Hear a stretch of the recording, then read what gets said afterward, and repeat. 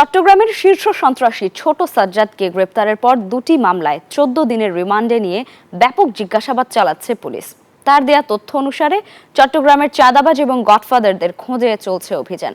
তার স্ত্রীকেও আইনের আওতায় আনার কথা জানিয়েছে পুলিশ।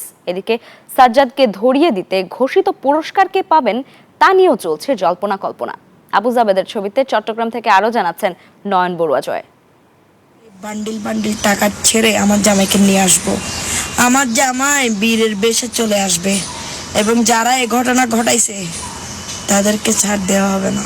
সামাজিক যোগাযোগ মাধ্যমে এক ভিডিও বার্তায় বলতে দেখা যাচ্ছে কারি কারি টাকার বান্ডিল দিয়ে সাজ্জাদকে জামিনে মুক্ত করার কথা।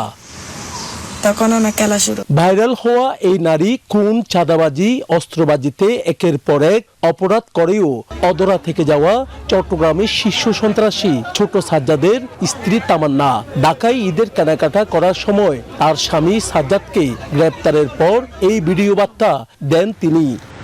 এই ঈদে জামা জুতো অ্যাক্সেসরিজের ডিসকাউন্ট।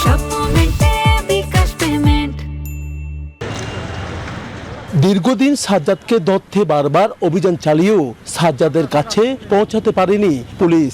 এক পর্যায়ে বাইজিদ থানার ওসিকে ভিডিও বার্তায় হুমকি দেন সাজ্জাদ।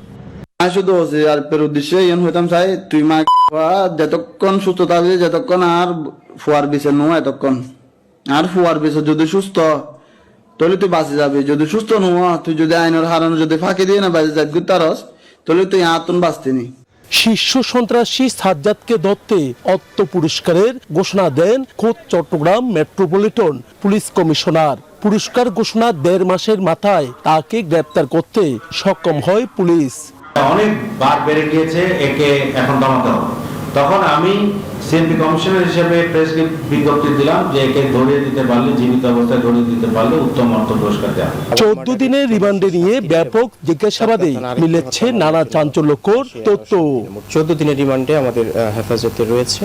আমরা তাকে বিভিন্ন সময় জিজ্ঞাসাবাদ করছি, বিশেষ করে এই যে হত্যাকাণ্ডগুলো সে ঘটিয়েছে এগুলোর যে মোটিভ ছিল সেগুলো আমরা জানতে চেষ্টা করছি। চট্টগ্রামের অপরাধীদের ধরতে জনগণের সহযোগিতা চেয়েছে পুলিশ। নয়ন বড়ুয়া জয়, নিউজ 24, চট্টগ্রাম।